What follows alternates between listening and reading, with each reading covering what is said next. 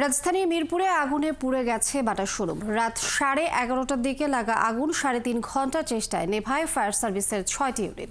এই সময় আহত হন একজন ফায়ার সার্ভিস কর্মী। শোরুমের ম্যানেজারের দাবি, আগুনে শোরুমের প্রায় 2.5 কোটি টাকার মালামাল পুড়ে গেছে। রাশেদ আনিসের প্রতিবেদন। রাত 12টা থেকে রাত 3:30টা পর্যন্ত এভাবেই কালো ধোঁয়ায় ছেয়ে যায় মিরপুর 6 নম্বরের আড়াইতলা ভবনটি। প্রত্যক্ষদর্শীরা জানান, রবিবার রাত 11:30টার পরে শোরুম থেকে ধোঁয়া বের হতে দেখেন তারা। নিচে দিয়ে লোক যায় বলতেছে আগুন আগুন। আমার তো এটা নিয়ে কেস কাছারি চলতেছে আমার বড় ভাসুরের সাথে, আমার হাজবেন্ডের বড় ভাইয়ের সাথে উনার। তো এখন উনি লাগাইছে না, এটা সার্কিট কিছু ধোঁয়া, হালকা হালকা ধোঁয়া, ওই ধোঁয়াটা পানি দিতেছিল, কিন্তু মূল আগুনটা ছিল অনেক ভিতরে, তারা ভিতরে যায় নাই।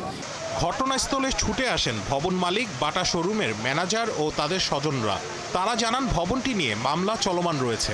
বাটা আমাদের ভাড়াটিয়া বাটা, আর আপনার 2 তলার একটা ভাড়াটিয়া উঠতে চাচ্ছিল না, ওইটা নিয়ে আমরা জাস্ট একটা মামলা চলতেছিল। বিদ্যুতের লাইন টেন আছে, সবকিছু আমরা বন্ধ করে চলে গেছি। এখানে আমাদের 2.5 কোটি টাকার উপরে, 2.5 কোটি টাকারও উপরে প্রোডাক্ট ছিল।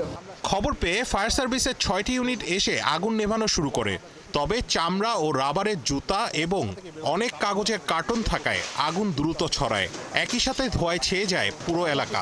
গুদামটা অনেক ভিতরে, যে এটা ভিতরে যাওয়া খুবই সরু রাস্তা ছিল, যার কারণে আগুনটা আমাদের নিভাতে একটু ব্যাগ পেতে হচ্ছিল। শোরুমের আগুন নেভাতে এত সময় লাগায় আক্ষেপ জানিয়েছে এলাকাবাসী। রাশেদ আনিস, 71, ঢাকা।